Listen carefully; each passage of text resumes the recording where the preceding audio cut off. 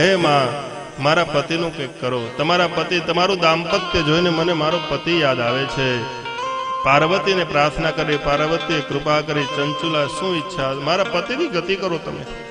એક સ્ત્રી એના પતિને મર્યા પછી પણ એના પતિનું કલ્યાણ કોઈ ધારતી હોય, એના પતિને વારી જાતી હોય, એક બાપનું ઘર, એક બાપની સંપત્તિ, એક બાપનું સર્વસ્વ મૂકી અને એક પતિના ઘરની ઝૂંપડું હોય કે મહેલમાં એને સંપૂર્ણ સ્વીકાર કરી લેતી હોય, એ ભારત વર્ષની સ્ત્રી મર્યા પછી પણ પતિનું કલ્યાણ ચાહતી હોય છે.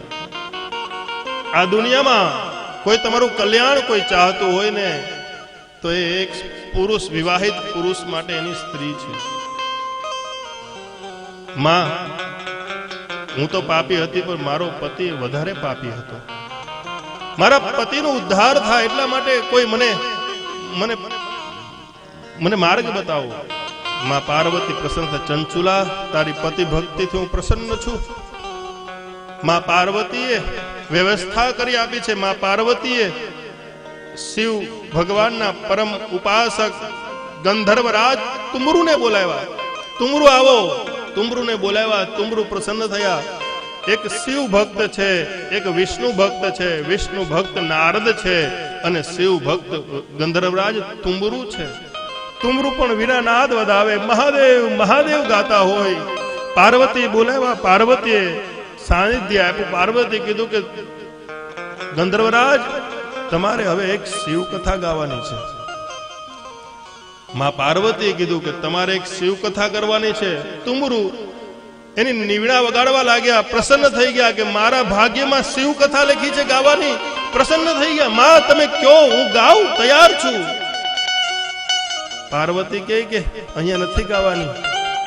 ક્યાં? તો કે વિંધ્ય પર્વત ઉપર જવાનું છે અને શ્રોતા એટલા બધા સારા નથી.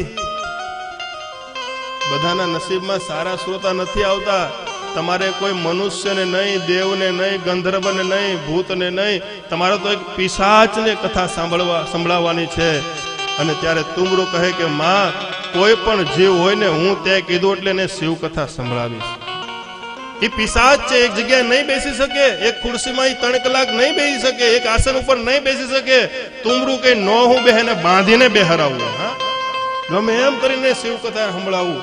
અને તુમરુ એ વિંધ્ય પર્વત પર ગયા અને પિશાચ યોની છે ને એ ભાગવા લાગી. વાયુ ભૂતા ભ્રમંતી ચ, એને એક ઝાડ સાથે બાંધી દીધો અને તુમરુએ આખી શિવ કથા સંભળાવી. જેમ જેમ સંહિતા પૂરી થાય, વિદ્યેશ્વર સંહિતા, રુદ્ર સંહિતા, કોટી રુદ્ર સંહિતા, શતરુદ્ર સંહિતા, ઉમા સંહિતા, કૈલાસ સંહિતા, વાયવીય સંહિતા, 7 સંહિતા પૂરી થઈ. ત્યાં તો એ જે પિશાચ હતો ને એ શંકર ભગવાન જેવો સ્વરૂપવાન થઈ ગયો. શિવ કથાથી એ પિશાચ શિવ બની ગયો.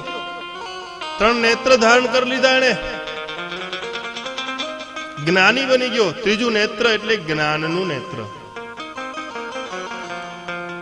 અને બિંદુકને લઈ ચંચુલા સાથે પાર્વતીનું દાંપત્ય એટલે શિવ કથા છે ને એ તમામ જીવને શિવ સ્વરૂપ બનાવે છે.